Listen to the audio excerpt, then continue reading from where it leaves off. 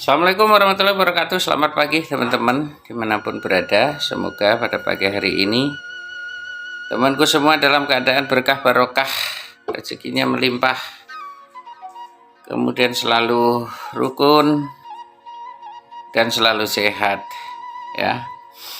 Nah, pada pagi hari ini saya akan bahas tentang sebuah penyakit secara tradisional, baik perawatan dan penanganannya sesuai permintaan teman-teman kemarin ya, yang banyak komentar di beberapa konten saya. Nah, penyakit yang saya akan bahas pada siang hari ini yaitu penyakit yang terkait dengan sistem peredaran darah dan jantung, terutama yang sangat spesifikasi, yang sangat inti. Saya akan bahas tentang tekanan darah tinggi, teman, karena kemarin banyak yang menanyakan gimana Gus untuk mengatasi supaya tidak terjadi stroke, sedangkan saya sudah tekanan darah tinggi nih yang terus menerus minum obat penurun tekanan darah tinggi. Jadi untuk menangani penyakit itu, teman, itu harus diketahui dulu penyebabnya ya.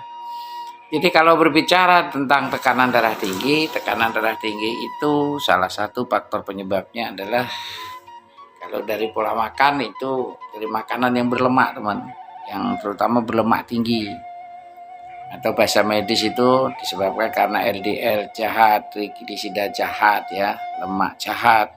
Jadi lemak itu tetap dibutuhkan dalam tubuh, tetapi ada beberapa lemak yang dikategorikan lemak jahat yang menimbulkan tekanan darah tinggi dan berefek fatal ke dalam stroke, teman.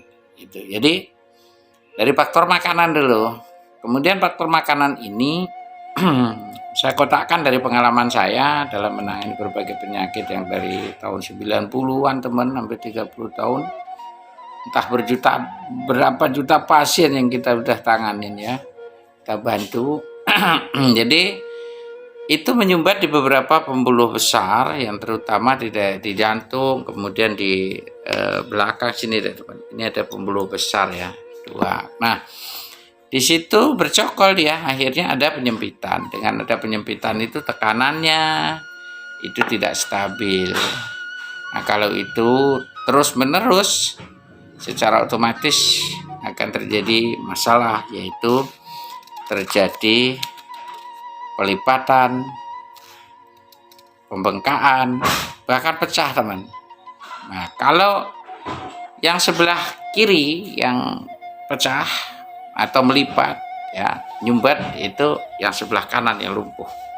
Kalau yang sebelah kanan yang menyumbat itu sebelah kiri yang lumpuh. Dan stroke ini ada tiga tahapan secara tradisional yang saya perhatikan. Ada tiga: stroke awal, stroke sedang, stroke kronis. Jadi kalau stroke awal atau sedang itu kalau cepat ditangani itu cepat sembuh, teman, ya, dengan terapi yang tepat. Nah, itu faktor penyebab dari makanan. Yang kedua, karena stres. Jadi stres yang tinggi, beban-beban batin yang tinggi, sifat-sifat emosional yang tinggi, kemudian penuh dendam, penuh kedengkian, penuh kecemburuan, ini juga bisa mengakibatkan adanya tekanan jantung yang tidak bagus. Ini bisa juga menimbulkan kelumpuhan, juga bisa menimbulkan mendadak, teman, plak gitu.